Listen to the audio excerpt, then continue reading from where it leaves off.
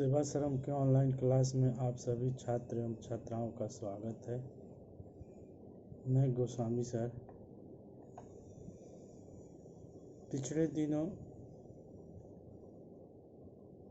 सत्ता की साझेदारी चैप्टर हमारी कक्षा 10 की पुस्तक लोकतांत्रिक राजनीति का पहला चैप्टर था, जिसको समझाने का प्रयास किया गया। उसके बाद अगला चैप्टर, दूसरा चैप्टर है लोकतांत्रिक राजनीतिक पुस्तक का ही संघवाद। संघवाद क्या है? बहुत ही ये इम्पोर्टेंट चैप्टर है। संघवाद का इंग्लिश फेडरलिज्म होता है। तो इसका अर्थ समझने का प्रयास करेंगे कि राजनीति विज्ञान में किसी देश की शासन व्यवस्था में संघवाद का क्या महत्व है और संघवाद के सिद्धांतों के आधार पर किसी देश को शासन की दृष्टि से कौन कौन सी लाभ प्राप्त होती है। तो पहले हम लोग चर्चा करते हैं, पिछले ही चैप्टर से जोड़ने का प्रयास करते हैं कि पिछले ही चैप्टर में सत्ता की साझेदारी में ही बेल्जियम और श्रीलंका का शासन व्यवस्था का जिक्र किया गया था। तो बेल्जियम में चूँकि सत्ता की साझेदारी के लिए संघीय व्यवस्था के कुछ सिद्धांतों को लागू करने से वहाँ पर लोकतांत्रिक तरीके से शासन स्थापित करने में सुविधा मिली। तो उसमें पहले बेल्जियम में 1993 में केंद्र सरकार के साथ साथ प्रांतों की भी सरकार थी, लेकिन प्रांत स्वायत्त नहीं थे। लेकिन 93 में संविधान में संशोधन करके बेल्जियम में प्रांतों को स्वायत्त दिया गया और विषयों को निश्चित कर दिया गया। इससे स्थानीय लोगों की सत्ता में साझेदारी ज़्यादा देने की कोशिश किया गया। तो पहले हम ये देखते हैं कि संघीय शासन व्यवस्था में सर्वोच्च सत्ता जो है केंद्रीय प्राधिकार और उसकी विभिन्न अनुषांगिक इकाइयों के बीच में बट जाती है। आमतौर पर संघीय व्यवस्था 2 स्तरों की सरकारों के साथ काम करती है। इसमें एक सरकार पूरे देश के लिए और अलग अलग प्रांतों के लिए अलग अलग सरकारें होती है, जो उस प्रांत के या राज्य के दैनंदिन कामकाज को देखती है। तो सत्ता के इन दोनों स्तरों को सरकारें अपने अपने स्तर पर स्वतंत्र होकर कार्य करती है। तो इस अर्थ में संघीय शासन व्यवस्था एकात्मक शासन व्यवस्था के ठीक उल्टा है। एकात्मक और संघात्मक शासन व्यवस्था 2 विश्व में इन्हीं 2 तरीकों से किसी देश में राजनैतिक व्यवस्था स्थापित किया जाता है। एकात्मक का अर्थ ये है कि एक ही जगह शक्ति को केंद्रीकृत करना और उसी संस्था के द्वारा पूरे देश में शासन स्थापित करना, और इसके साथ ही साथ छोटे छोटे जो उस एकात्मक व्यवस्था में जो प्रांत रहेंगे उसकी शक्ति कुछ डेलीगेट कर दी जाती है। हालांकि बंटवारा नहीं किया जाता है, डेलीगेट कर दिया जाता है। उसका स्वरूप एकात्मक ही रहता है। लेकिन संघात्मक व्यवस्था में क्या होता है कि उस राष्ट्र या देश को कई प्रांतों में विभक्त कर दिया जाता है। तो संघात्मक के शासन व्यवस्था का विश्व में 3 प्रमुख सिद्धांतों के आधार पर काम करता है। जो सबसे पहले संयुक्त राज्य अमेरिका में संघीय व्यवस्था स्थापित किया गया था, तो उसकी 3 जो प्रमुख विशेषता थी, उसी को विश्व में ये माना जाता है कि यही संघात्मक व्यवस्था का 3 प्रमुख लक्षण है। उसमें पहला ये था कि संविधान की सर्वोच्चता। संविधान जो निर्मित किया गया वो सर्वोच्च है।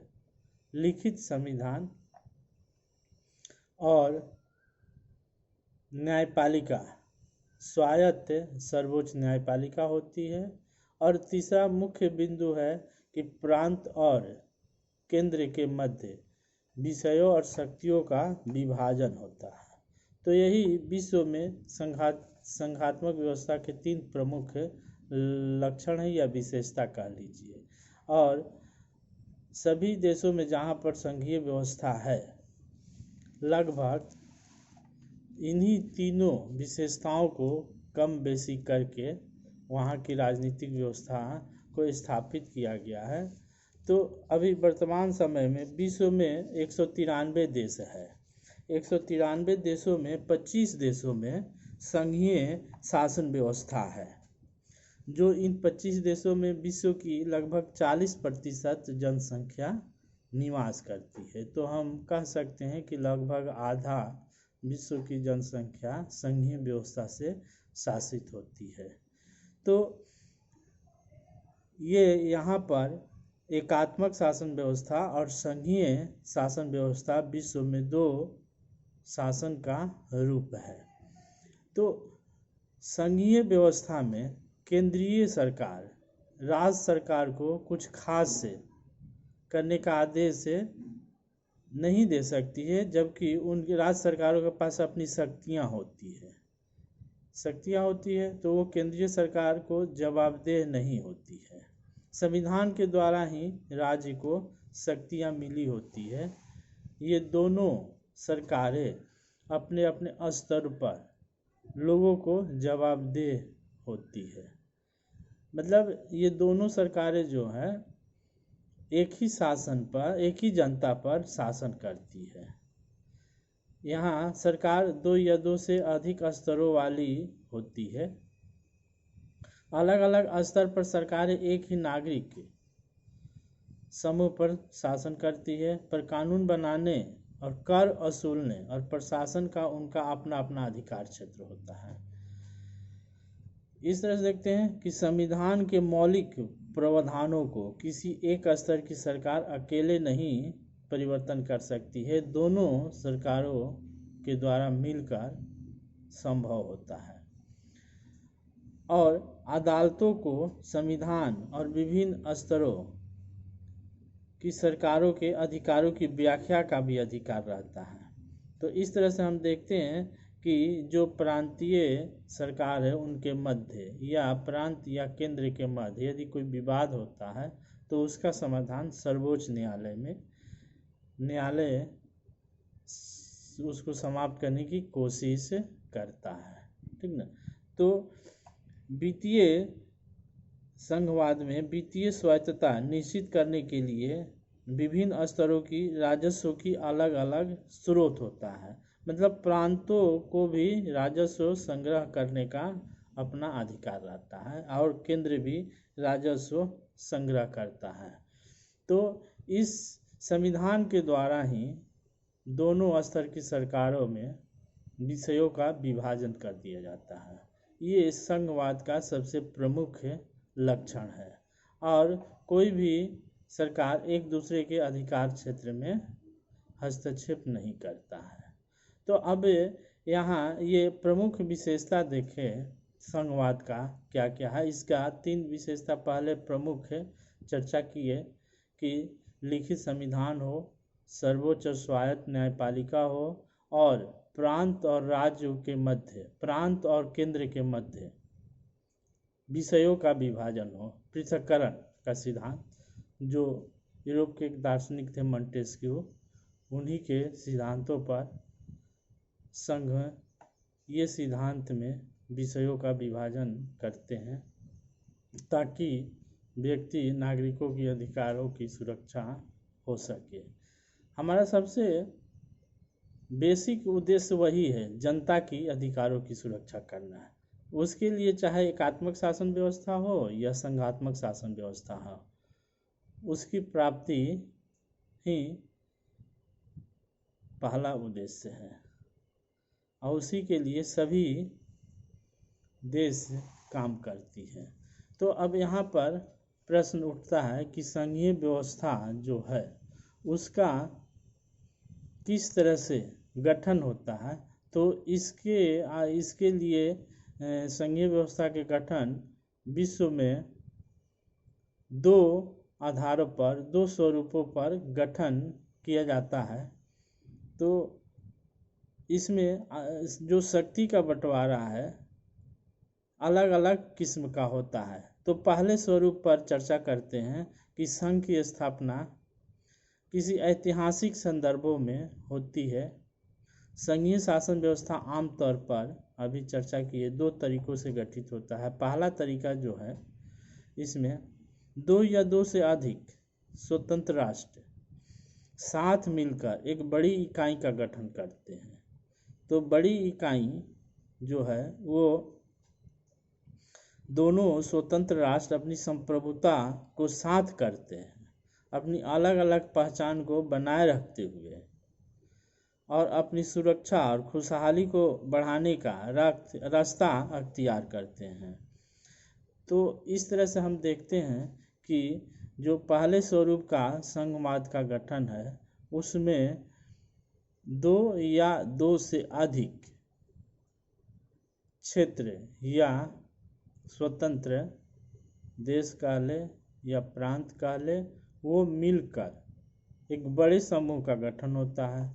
जैसे अमेरिका में संयुक्त राज्य अमेरिका का गठन किया गया, तो वो कई प्रांतों को मिलाकर, लगभग 25 प्रांतों को मिलाकर संयुक्त राज्य अमेरिका का गठन किया गया। तो संयुक्त राज्य अमेरिका में जो संघीय व्यवस्था की स्थापना किया गया, तो उसमें विषयों का जो विभाजन किया गया वो प्रांतों को ज़्यादा शक्तिशाली बनाया गया। केंद्र उसकी तुलना में थोड़ी कमज़ोर है। लिखित संविधान है और सर्वोच्च न्यायपालिका भी है, लेकिन वहाँ पर जो प्रांत है वो ज़्यादा केंद्र से शक्तिशाली है। तो इस तरह से देखते हैं। दूसरी तरीका का गठन जो है संघीय व्यवस्था का, जैसे भारत जब स्वतंत्र हुआ तो यहाँ के जितने भी राज्य थे उनमें पहले तो उद्देश्य था, प्राथमिकता थी कि उनमें एकता स्थापित हो, राष्ट्रीय एकता, अखंडता। तो उसके बाद ही संघवाद काम करेगा। तो दूसरे स्वरूप में जो विषयों का विभाजन होता है वो केंद्र के पक्ष में हो जाता है, केंद्र शक्तिशाली हो जाता है। उसका उद्देश्य है कि राष्ट्रीय एकता और अखंडता को बनाए रखना है, तो प्रांतों की शक्ति कम हो जाती है। ये दूसरे स्वरूप। लेकिन न्यायपालिका सर्वोच्च ही रहता है और लिखित संविधान भी रहता है। तो इस तरह की व्यवस्था भारत, बेल्जियम और स्पेन में उदाहरण मिलता है कि दूसरे तरीका से, जहाँ पर प्रांतों को थोड़ी कम शक्ति दी गई है, केंद्र को ज़्यादा शक्ति दी गई है। तो इस तरह से विश्व में इन्हीं दो तरीकों से संघवाद का निर्माण हुआ है। तो संघीय व्यवस्था लोकतांत्रिक शासन